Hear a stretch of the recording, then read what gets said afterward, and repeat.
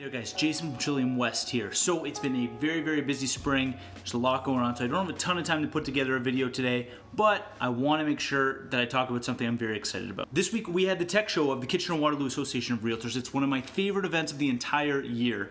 And essentially what it is it's a bunch of vendors and realtors and people working for the various associations that we're a part of, all talking about how technology is going to impact our industry in the next year, 2, 5 years, 10 years. It's a really cool space for some really awesome conversations. So let's just get right into it. Six ways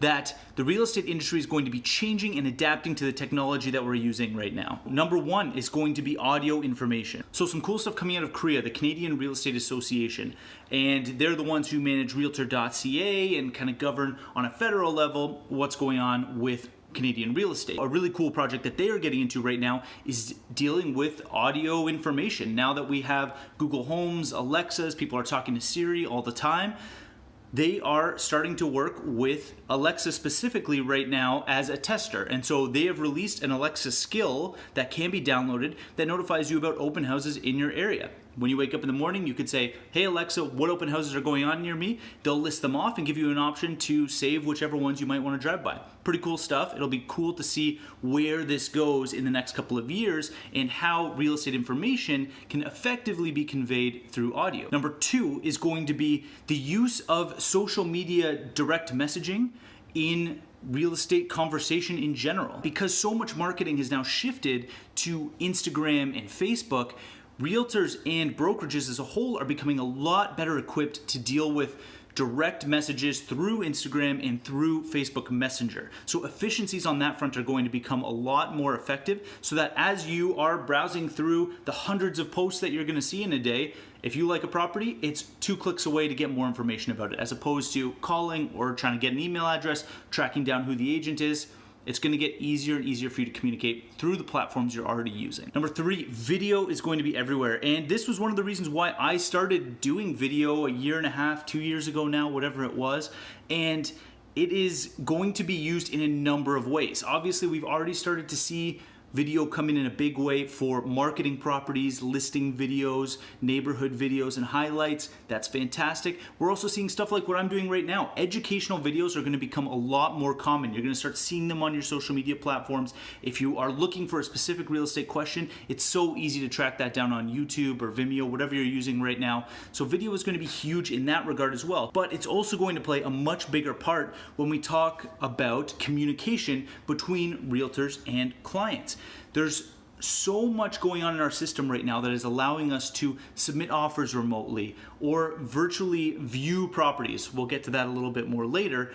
And part of that is also using things like Google Hangouts or FaceTime to communicate with one another. So maybe me and a client at the last minute can't get together and have a conversation. FaceTime and those types of tools are going to become very widely used over the next couple of years. Number 4, we're going to start seeing a lot more data being integrated into the tools that we already have. Specifically, we're starting to see a lot of stuff going on with realtor.ca. They're doing a really good job of trying to compile and answer as many questions for people as they can. We're also going to see this through websites like Zillow and even personal agent pages. It's going to become a little bit more common, I suspect, to start seeing things like school district, walking score, transit score. All of this stuff 5 years ago was something you had to go to 5 different websites to track down. It's all being amalgamated into one place right now. So if you haven't been on realtor.ca in a while, I recommend you go take a look, because there's some really cool tools coming up there. And I've done a video about realtor.ca and how to take information there with a grain of salt in some ways. I may need to revisit that one soon, but in the meantime, I'll put a card up top here so you can go check that one out. Number 5 is one that we've talked about for a very long time. I feel like since I got into the business, everyone's been saying next year this is going to be huge, next year this is going to be huge. And it is becoming commonplace now for us to see virtual tours as part of a listing package. And this does so much. Not only does it generally give people a very accurate floor plan for buyers to consider before even coming to view the property. It's giving buyers a really good sense and an immersive sense of getting into your property and looking around so that they're not wasting your time or displacing your family for a showing on a property that they're not going to like.